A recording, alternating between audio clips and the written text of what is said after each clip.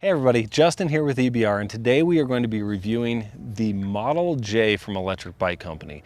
The Model J is a moped slash cafe style e-bike, and as you can tell, Electric Bike Company has taken a little bit different take than the Super 73s of the world. You know, it has a little bit more of that beach cruiser vibe that Electric Bike Company is known for, and there are some advantages and disadvantages of that. So the question we're going to be answering in this review is this the right bike for you? There's endless customizations. It's a little bit lighter, just has a little bit different feel than some of the other moped bikes. So does it work for you? Stick with us and find out.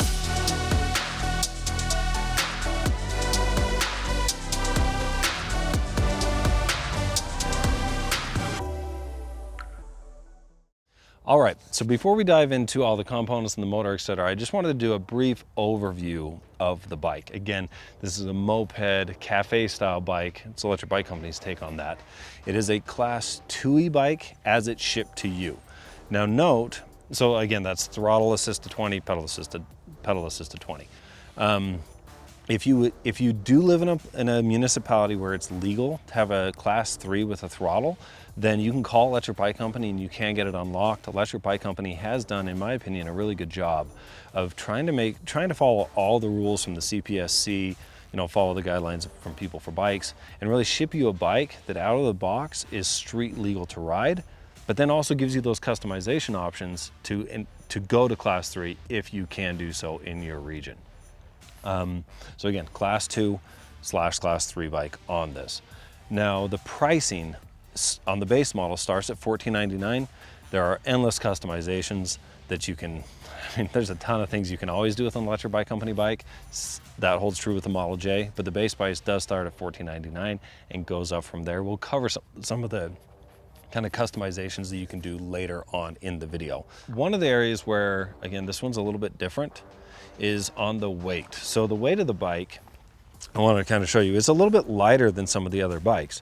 It's 52 pounds without the battery that's nestled right here, and 59 pounds with the battery. So it's still almost 60 pounds, but at least for me, there's something different when you knock off those 10 to 15, 20 pounds that just makes it a little bit easier to move around. And I do really like how they've done that. So again, kudos to Electric Bike Company for making this a little bit lighter. Now the tires, you'll notice they're 24-inch tires from EBC. They call them the EBC Rhino tires. They're 24-inch by 3 inches wide, and they're more of a city style tire, again, going along with that beach cruiser look and feel. That gives a standover height. Now, usually when we measure standover height, we'll measure it in front of the saddle. But in this case, you're never going to stand up there. You're going to really stand up here. That's kind of how these style of bikes are done. And that's 33.5 inches right here over this kind of, you know, motorbike style seat. So I can still put my feet down. I will say, I kind of, you know, for future, they might want to offer a 20-inch wheel version, because then it would just make the standover height just a little bit lower, bring that center of gravity down a little bit. Still feel very comfortable and actually get a little better rolling on those 24-inch tires, but just an option that I think they could add. The wheelbase here is 46.25 inches from front to back. And so it's a nice compact, really good feeling bike. And I'll go into that more in the ride section. Now to kind of round this out, you have, in addition, you have a lot of, as I mentioned, there's a lot of customization options. Now this, you can customize the paint job. I think it's like 46 different colors you can change, and that goes with the frame.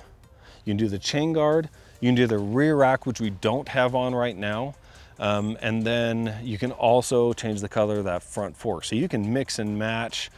I mean, warning, you might spend 2 or 3 hours picking out all the different colors, but those 2 to 3 hours are a lot of fun. Just a lot of, again, customization options with the color specifically on the Model J. Finally, just to kind of round it out in terms of mounting points, again, you got the front and rear rack, and then you do have the mounting bracket for a water bottle in that down tube. And then you also do have lights on the front and on the rear. We'll go into more of those because there are some special upgrades that we have on this with the technology package. But that's just the general overview of the Model J. You'll notice it's a clean, simple looking moped style bike. And again, I personally like the look. I think it's a beautiful bike. You know, I like the black. That's why we had them send us the black, but you can, again, do any color you want and just really dial this in and make it your own personalized bike. All right, so let's dive into the heart and soul of the Model J, which is the motor and the battery. So the motor, it is a rear hub motor. It is 500 watts nominal and peaks at 750 watts. Again, Electric Bike Company they spec this on purpose to keep it under that 750 watt max limit, again, being conservative in terms of the CPSC and People for Bikes recommendations. But note, you can, again, if you go in and unlock it, like I mentioned, you can unlock this to 1250 watts. I personally don't recommend that. I haven't found that I needed it. The motor, I would say, is slightly toned down versus some of the other kind of more classic moped motorcycle style e-bikes, and I think that's something that they were actually going for. On flats, it feels super peppy. When you climb a hill, it's not going to just bull rush the hill. Again, I don't think that's bad because I've been able to get up any hill on throttle without pedaling. And I see a lot of young adults and older teenagers riding these types of bikes, and I think EBC wanted to have an option, again, a little more cruiser style that was not pushing the boundaries on what is safe, what is legal, what is compliant, especially for those teenagers and those young adult riders. The controller is an 18 amp controller. Now you can go in those settings and play around with that a little bit. We actually played between 18 and 20. My recommendation, just keep it at 18. 20 will give it a little bit more power quicker, but I don't think you need that. It is something that you can do, again, if you get permission from Electric Bike Company. The battery, it sits right up here, which I really do like that look. It does raise the center of gravity just a little bit. And it is a 14 amp hour, 48 volt, 673 watt hour battery. So you get pretty good range on it. Electric Bike Company claims up to 60 miles of range. Now that would be on Eco, that would be pedaling. To be honest, I don't want to pedal this bike for 60 miles. Nobody does on a moped style bike. I'll cover that more in the ride quality section. So what we did instead, just for our range test, our real world test, is we put it on turbo and we got right about 25 miles, again, on throttle only. So pretty good range. You definitely would get longer if you put it on Eco. And if you're someone that's concerned or has a little bit of range anxiety, it's kind of cool because you can actually upgrade to and add 2 additional batteries on here. So that'd be 3 14 amp hour batteries, and even just throttling, you'd have over 75 miles plus of range. So again, just kind of stepping back, I think it's a really good, nice dialed in electric system, and we'll cover more of how that performs in our ride quality section. All right, diving into the components of the Model J, we're gonna start with the drivetrain. The base model comes with what we have here, which is a single speed drivetrain with an 18 by 56 tooth front chainring. You can opt for a 7-speed Shimano drivetrain upgrade if you would like. Personal recommendation, stick with the single speed. It pedals just fine. And when you pair it with the cadence sensor, which is the one that we have here, you can get a torque sensor. Again, I would recommend what we have. Single speed with the cadence sensor. I don't think you're going to be pedaling this thing too much. But if you want, and you want the gears, you can upgrade that. The brakes are Tektro Aries hydraulic disc brakes. Now the model that we have is a dual piston version. We've talked with Electric Bike Company about that, and they're actually now speccing all their bikes with 4-piston brakes, and two big thumbs up for that. E-bikes, I mean, the 2-piston, these brake fine, but 4-piston will do a little bit better job with that, and I like the fact that they're doing that. So if you bought a bike now or in the future, so if you are seeing this video, you will get 4-piston brakes. Again, hydraulic disc brakes, these are Bengal Aries. Now, moving up to the saddle, you have this really long, nice, comfortable motorcycle style saddle that has some good cushion. It's slightly firm, but still has some nice give, and it really does absorb some of those bumps with those, the larger 24 by 3 inch tires. And then moving up front to complement that, the cushion back here, you get an 80 millimeter travel front suspension fork. On the left, there is some slight preload adjustments. On the right, you do have lockout, and you can hear the clicks. So there's different levels of lockout, but you can go to full lockout.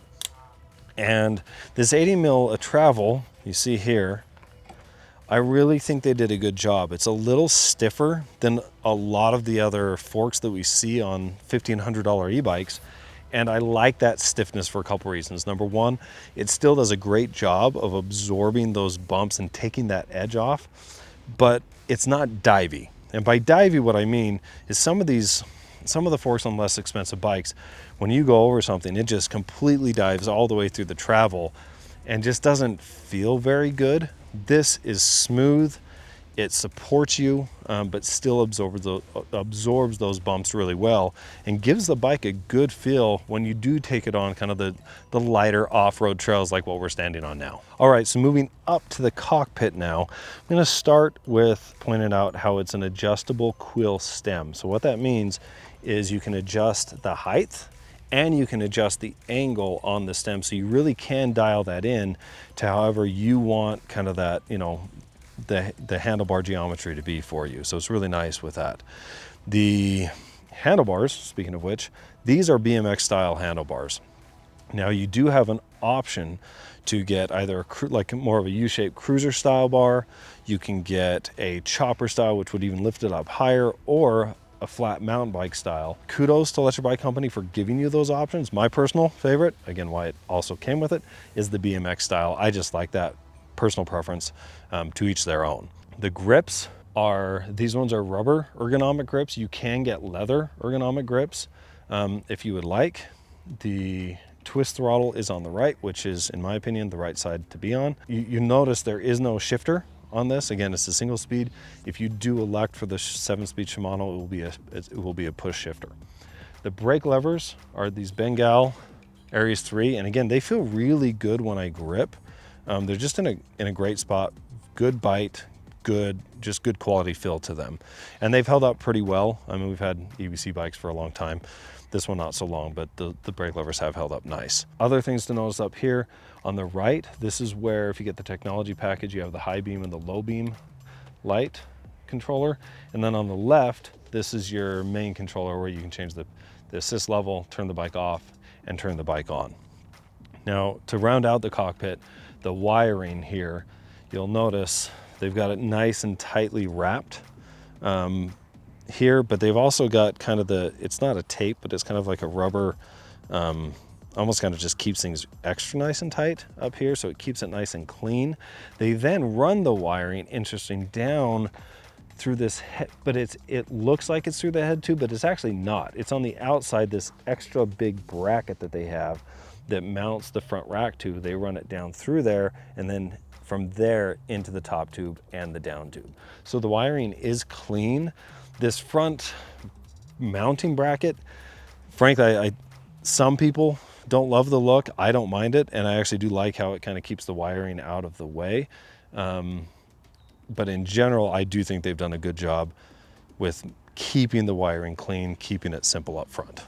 Okay, now we're gonna walk through the display and the controller and show you how the bike functions. So I'm gonna turn it on by holding down the power button, and you'll see you have these terms and conditions that you have to accept in order to get into the bike.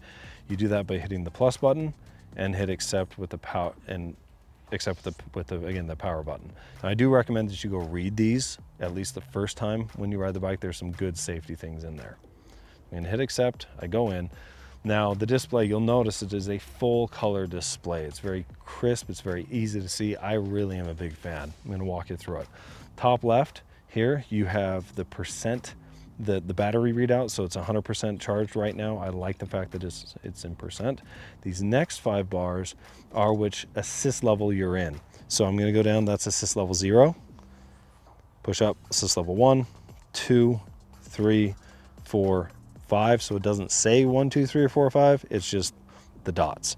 Top right, next to this RT and this running clock, it's your ride time. And then you'll notice there's kind of that cancel PAS sign. That means that right now the bike is not going to give me any assist. To turn that off, again, it's kind of a safety precaution so you don't just accidentally do something. You just hold the down and it goes right away. And now this is in PS5. Knock it down to 1. Nice and easy. On the left here, you have essentially a speedometer. It goes from 0 to 40. Don't think you're ever going to go 40 on this, but it does go up to 40. On the right, you'll notice it says power and 0 watt. So this setting will actually give you how much wattage the motor is producing at that moment. And if you cycle through with the power button, you'll notice that changes from power to cadence. So that's the cadence of your pedals in RPMs.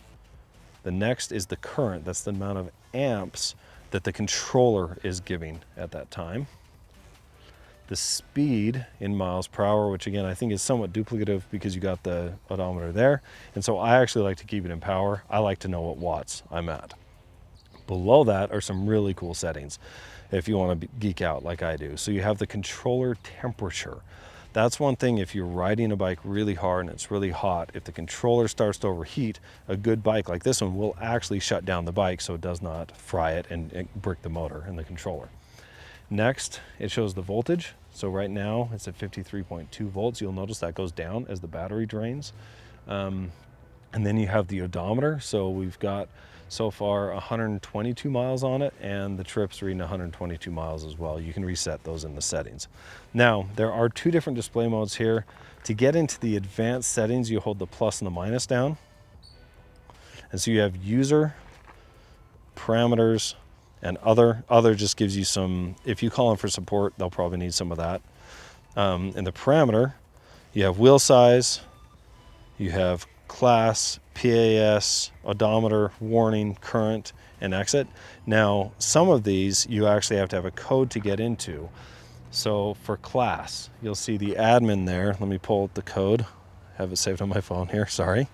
And you'll notice this is where you can unlock it. Again, you're not going to get this code unless you call in and kind of verify with them, but you have class 1, class 2, class 3, and then off-road setting, which unlocks it even a little bit further.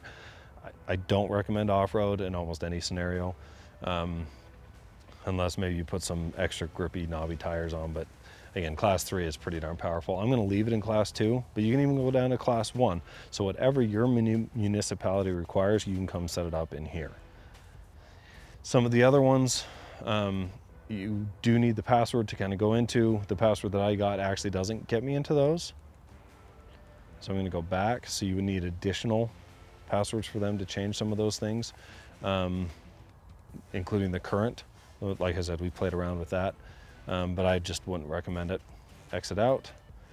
Go into the user settings. Now these ones you'll use a little bit more. So this is the standby time. So this is how long before the bike kind of goes to sleep. The unit. So it's in miles per hour. If you hit the plus button, it goes to kilometers per hour. I'm going to leave it in miles. Oh, let me go back, sorry. The light, so this is the backlight of the display. It's in 3. I would recommend to leave it in 3. And then this is the theme. So if you notice, you can change the color, which is cool. This is in red, yellow, blue. I'm going to go back to green just because, you know, EBR with the green. And again, just a little more customization that you can do. The UI mode. Now this is one thing. I've got it in mode 2 right now. That's what I just showed you. I'm going to go back to mode 1, and then you'll be able to kind of see what that does. Here, you go exit and then hold the plus and minus down again. And really the only thing that I've found that changes between mode 1 and mode 2 is here, the odometer. I prefer mode 2, which is why I had it in mode 2, but if you like this look, you can go to mode 1. And that is the display. So there is some customization you can do. Again, if you change the color, these colors change. Really nice, really crisp. I think they've done a good job also with giving you that information on the controller, temperature, the voltage, the wattage, the odometer, just a lot of cool stuff packed in. Very nice to see. But I think that's enough about the components, the tech, etc. Let's now go for a ride and see how this bike does out in the real world. All right, so now we get the fun part. We're out on the trail now with the Model J, and I'm going to start off again. The goal of this is to give you an idea of what the bike feels like when it's riding. So I'm going to start with the motor, kind of go to the drivetrain and pedaling, go to the brakes, and just kind of go through all that again.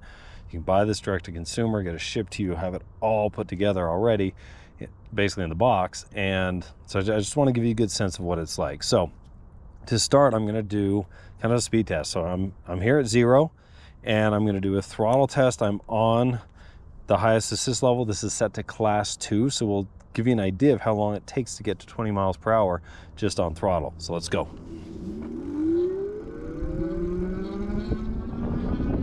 10 miles an hour, 12, 14, 15, 17, 18, 19, and 20. So yeah, just about 15-ish seconds to get there. So it does, again, have pretty decent pep, even at class 2 mode, and just really nice with that. Now pedaling, I should get there a little bit faster.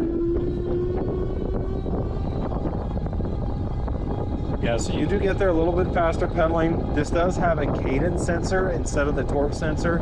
And again, I like that because this is a bike that you'll notice as I'm pedaling here, my knees, I don't know if you can see them in the GoPro, but they're definitely getting above my hips. And so you get a lot of like, those hip flexors just kind of get tired after a while after pedaling. So that's why this is kind of just a bike that I'm going to kind of throttle around and cruise on. Instead of pedaling, and just relax and enjoy it. Now, one thing I will say, the speed that you go is tied to the assist level. So I'm going to go back down to assist level 0 or 1 and just show you, let's see kind of what the max is. So I'm throttling now, and you notice I'm kind of slowing down. So I'm down at 12, 11. Let's see when this kind of kicks in again here. Down to 10.1, 9.3, 8.3, 7.5, and now it starts to kick in right about 6 miles per hour. How's it going? So yeah, 6.8, 7 miles per hour. It's kind of where PS1 wants to go, up to 9. And then you can kind of see how it kind of cuts in and out a little bit there. It's right about 8, 9 miles per hour is where PS1 wants to go. Again, that's throttle. If I'm pedaling, you really, I mean, you feel it, but you're not going to want to pedal in PS1. So let's kick it up to 2. Now we're going 11.9, 12.1. We're at about 12 miles per hour, which is, you know, in terms of watts, it's about 100 to 120 watts, it looks like. Let's go to 3. You see the wattage goes up now. I'm at like 370 watts, 350 watts. Right around there, 14, 15 miles an hour. So yeah, 15.2, 15.1 miles per hour here. So that's PS3. So I'm going to head back here, and I'm going to do that exact same stretch, but do it in PS4 and 5. So I'm just going to pause for a second as I get back to that stretch of the trail. So it's just steady and consistent. Okay, so we're back now, and so we did PS1, 2, and 3. 3 again gets right about that 15 miles an hour, 15.7. Now we're going to go to 4.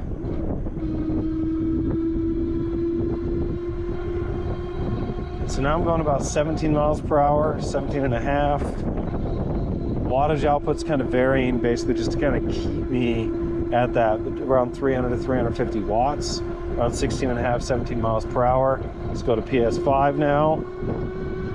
Now the wattage increasing to above 600.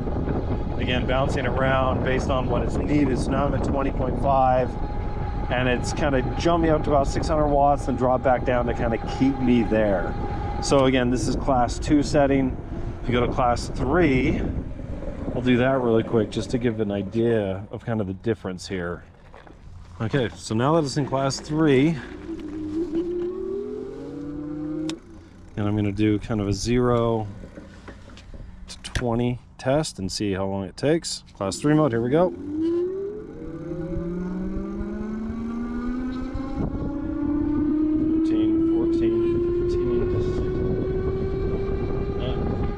19 and 20. So yeah, I felt like it was a second or two faster there. Not a ton of difference. Let's kind of see again, you know, a little more peppy. And frankly, I've felt a little more of that pep going up hills than anything else when, again, I switched to class 3. Now this trail is a class 2 kind of only trail, so I'm going to switch it back. All right, so we're back in class 2 mode. Again, kind of limit this at 20 miles per hour there. And, you know, I'll kind of talk about it from a pedaling standpoint. Again, you know, this is the single gear. If you get the 7 speed, it will definitely help. In specifically at the lower PS assist modes, but I really wouldn't recommend too much that. You know, when I'm in PS5, the feeling that got to turn on. There you go. You'll see here, it is definitely easy to pedal, again, with this cadence sensor. I just have to move the pedals, and I get up to 20 pretty fast and easy. So it's not putting a ton of strain, but it's just kind of slightly uncomfortable, so that's why, again, I throttle. So the motor overall, it feels nice and peppy, even though it doesn't go, again, unless you go unlock it, it's kind of off-road mode. Get that 1250 watts, but I just don't think you need it because this just feels nice. You know, going 20 miles per hour throttling, totally fine. So moving on, kind of the brakes again, I really like the brake levers, and let's just kind of do a quick brake test here. Yeah, it feels really nice and controlled on that brake. On the stop, feels safe, but again, these are just 2-piston brakes, and anything that you order is going to be 4-piston, so the performance is even going to be better than what I'm getting. You know, as far as just riding in general, you know, again, I really like this BMX bar because I'm just nice and comfortable. I can adjust that reach, I can adjust the height up if I need to, if I'm taller. The seat that's padded and that front suspension just give it a nice feel. And to be honest, the more I ride the bike, the more I kind of like the bike. It just is a very comfortable bike that handles well. You know, as when you're turning, I've got a turn up coming up here. I find that I'm kind of leaning more than turning, as you would kind of expect on kind of more of a motorcycle style, you know, bike. But those 24-inch by 3-inch wheels roll nicely and just has a good, comfortable feel, relaxed, comfortable. And that just kind of lends to that beach cruiser vibe that Electric Bike Company has going for them. Just in general, really like that feel as you go. So, you know, other things to note, again, if you hold down that up button, it turns on the lights. This is the low beam and the high beam lights. It's not dark out here, so you can't tell, but they do make it easier to be seen and to see a little bit. With that, you've got the brake lights.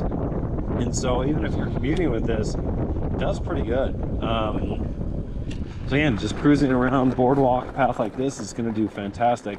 Let me go find a stretch that's a little more off-road a little bit and see how the Model J does. Given that they do kind of market this bike as a bike that you can take a little bit off-road. Now, I'm going to put a caveat there. When I first looked at this, I was like, I think they're overselling it. But as I rode it more, the more I actually really did like it off-road. So obviously I'm not talking single track, I'm not talking, you know, mountain bike trails by any means, but kind of multi-use paths if you're going to take it camping, etc. How does it do? I'll hit pause really quick, go find a stretch that's off-road. We can kind of talk about the suspension and how the bike handles in that scenario. Okay, so before I actually take this off-road, I decided, I realized I forgot to show you how it pedals if you're in class 3. And what it's like to get it up over 20. So we'll do that now. Start right about 16 minutes on my ride time. 8 seconds to get it up to 20, 23, 24, 25, 26. Kicking about 600 watts, 27. And so yeah, you do have to push it a little bit to get it up past that. I mean, if I was a good 6 inches, 8 inches higher, it would get it much easier because then I'd actually have leverage with my legs. But because you can't get full leg extension, it's tough to go to 28, but surprisingly easier to get to like 23, 24. So that's actually pretty cool. It feels almost like a little Mario Kart style bike where, yeah, I'm a little big on it, but it's zippy and fun and fast. So class 3, that's kind of what it can do. Yes, it can go up to 28. Once you get past 26, you got to push a little bit more to get into that 28 range. So with that being said, now let's go find some off-road trail. Okay, so we got a stretch up here. We're off to the side of the path. You've got some dirt road and this kind of open field area. So I'm just going to take you out just for a second here and kind of talk to you about what it feels like, again, off-road. Now this is, again, set in class 2 mode. And so just kind of going around, you know, there's some bumps here. You can kind of hear that in my voice. But if I'm only kind of, if I keep it down below 14, so I'm going to knock it down to like assist level 2 and just kind of go. I mean, it's fine there. I could even go a little bit faster. This actually does a little better than I expected. You know, these are kind of city slick, kind of cruiser style tires. Not a lot of knobs, not a lot of kind of beef to them that way, but they are 3 inches, so you can air them down a little bit and be comfortable. That front fork, as I mentioned, as I was kind of, you know, talking through the review, it is just stiffer. And doesn't, and by that I mean it doesn't bottom out to where it just like super diving floppy feeling, but it still absorbs these bumps really nicely and feels comfortable as you're kind of, you know, again, doing a little bit of kind of what I would consider more like smooth double track, multi-use path type trail riding. So if you wanted to go camping, take the bike with you and do it, you know, some of that stuff, I think you're fine. If this is predominantly what you're doing, probably not the bike. And I would also suggest that you swap out the tires for something that's more beefy. Get some more knobs on there to give you a little more traction. I'm not sliding it, you know, out on here, but again, this is pretty hard pack, pretty easy to grip. It's not wet, it's not muddy or anything, or it's not loose like this section is through here. But overall, again, I really do like that suspension fork. I like that seat. It takes off the edge. And yeah, it's not an off-road bike primarily, or even first option, but for an occasional, you know, little jaunt off the path, it'd be totally fine. Okay, so the last thing that I want to show you, I'm going to go across this bridge, which is usually a little bouncy if I don't have any suspension at all. So I'll just give you another good example of what it feels like riding this with the suspension. And then it turns and goes up a hill that's got about an 8% pitch to it. And I'm just going to throttle so you can kind of get an idea of what the hill climbing capabilities are on the bike. So again, I'm going to put it in PS5, go across here. You'll notice as I'm talking, there's not much shake in my voice. You do hear the wooden slats bouncing around, but coming across this bridge for the first time was actually where I was like, wow, the suspension really does a better job than I expected. As I barely felt those bumps. And so if you're on a path with little stuff like that, the suspension does really good. Now going up this hill, again, it's an 8-degree pitch. We got some dogs up here. Yeah, I'm cruising right at 16 miles per hour, 15. I'll slow down a little bit for dogs. Well, I mean, I slowed down a little bit for the dogs, but I mean, down to 11, 12 miles per hour. Had no problem cruising up that. Which again just goes to show that yes, they cap it at 750 watts, 60 newton meters of torque.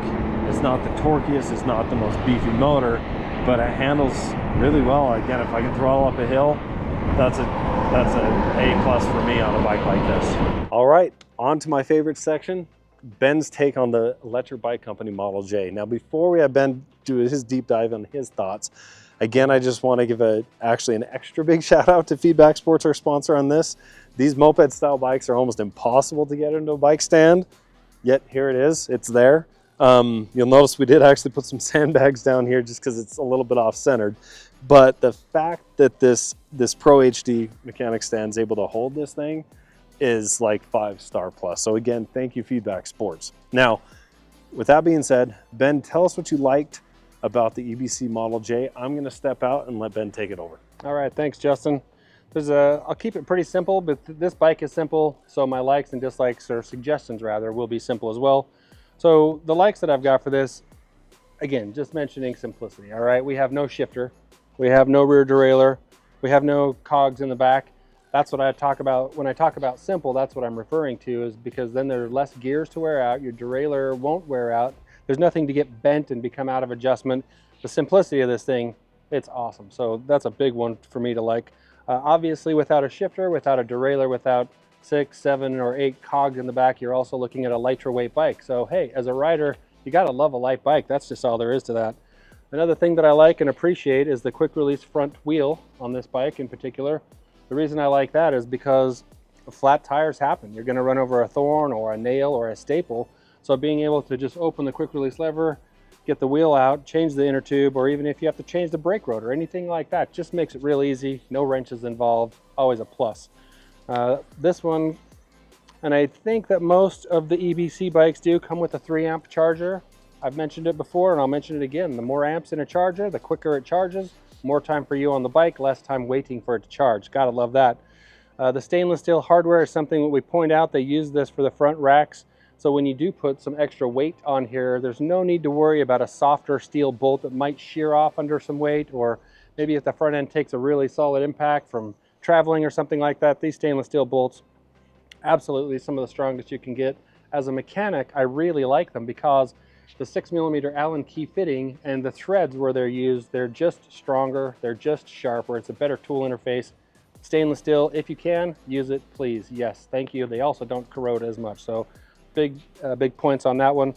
Also with this one, you'll see a 2-piece aluminum chainring. I definitely always will like that. Easy to change if and when necessary to replace, but then also this one comes with a chainring guard around it, so it's going to keep any of those potential impacts from bending it, which means you probably won't ever have to replace it until it's worn out. So those are the nice things about this bike, Justin.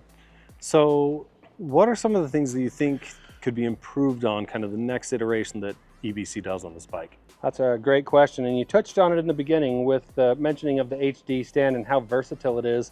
I really wish that there would be some sort of a seat tube on this bike. It makes it really tough for a mechanic to get this thing into the bike stand to work on without it having a lot of weight shifting in the wrong direction. Maybe the bike stand's going to tip over.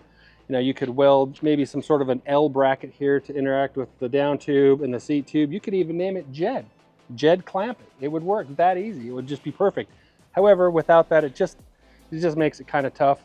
We were able to work on it, but it just makes it more convenient, that's all. With the fork and stem, this is a threaded fork and a quill stem. It's not so much of a point to worry about. Mechanically, it's fine. However, the newer version of forks and stems are called threadless. Why is that better? Well, they're better because they're lighter, they're stronger, they're easier to adjust, and you tend to be able to find replacement parts for stems or forks or bearings, that sort of thing, when it's a threadless system. So I would really, I'm going to suggest that that's something to consider for future versions of their bikes. This one, so this is an arguable point, and here in the office, we've talked both ways about it, and it's wheel size. So this comes out of the box with 24-inch wheels. My preference, in my opinion, is that 26-inch wheels would make this a little bit better to ride quality, similar to how in mountain bikes you've gone to 29 inches instead of 26. So that gives you a taller axle, so a little bit easier to roll over. And with a bigger diameter wheel, it does also roll over things. Now, another point to a different size wheel, whether it be a 20-inch wheel, which is some of the opinions also floating around, is maybe a 20-inch wheel would be better. In my opinion, 26, but you get more tire varieties, meaning more choices. So if and when you burn through these tires, and these bikes are made to last a long time, so you're gonna wear through tires. So with a 26 or 20-inch tire, you're just going to have more replacement choices. The one last thing that I'll touch on about this one, just because I'm a fan of braking control and braking power, this comes with a 2-piston brake caliper. Not a big deal, not a game ender. The brakes still work great because the bike is lighter, so there's less to stop. However, a 4-piston brake, they're getting to be more and more common with these heavier bikes, and I really would suggest that they consider doing that going forward with more of their bikes. Awesome, Ben, as always, thank you very much. All right, thanks, Justin. All right, so that wraps it up for the Electric Bike Company Model J. Kind of my bottom line thoughts and recommendations are, I really did like the bike. I personally like the looks, and with so many customization options, I mean, 46 colors, you can really do you. However you want to set this up, you can, with the handlebar customizations, the drivetrain, the racks, no racks, however you want to set it up. I think that's a really big plus. And so if you are someone that wants a specific color, on, you know, they've got a bright pink, they've got black, they've got everything in between. It's going to be a good fit for you. Obviously it's a moped, you know, style bike. And so that's a very specific bike. I would say it's better for people that are looking to kind of throttle around a little bit more than pedal. Very popular though, especially again with those young adults and the older teens. And I think this model specifically fits that nicely because it doesn't push boundaries like some of these other moped style bikes do. It's controlled, it's a little bit lighter weight. By a little bit, I mean like 15 pounds, 20 pounds in some cases, and that does matter when it comes to handling, especially for younger riders. So I think combining the looks with the lighter weight, and again, I don't want to use toned down motor because it still feels nice and peppy, but it's not pushing those limits. Just a great overall bike for a lot of different people if this is the style of bike you're looking for. So again, 2 thumbs up to Electric Bike Company. I think they've done a really good job with the Model J. And I hope this review was helpful. If there's something we forgot, please leave those questions in the comments below. Down below, you'll also see a link of where to buy the bike. So it'll take you directly to the Model J page, and you can go spend your 2 to 3 hours customizing it however you want there. There will also be a link to our full in-depth review with photos and a little more additional analysis that I wasn't able to cover here in the review on ElectricBikeReview.com. So please go there. And again, if you have any questions, comments, leave them below. And then as always, if you haven't already, please like and subscribe to the channel. Ring that bell so you get notifications when we have new content coming out. We're gonna be doing some cool stuff with Mike, with Ben, that I think you're not gonna wanna miss. So with that being said, I hope this was helpful, and more importantly, I hope to see you out on the trail soon.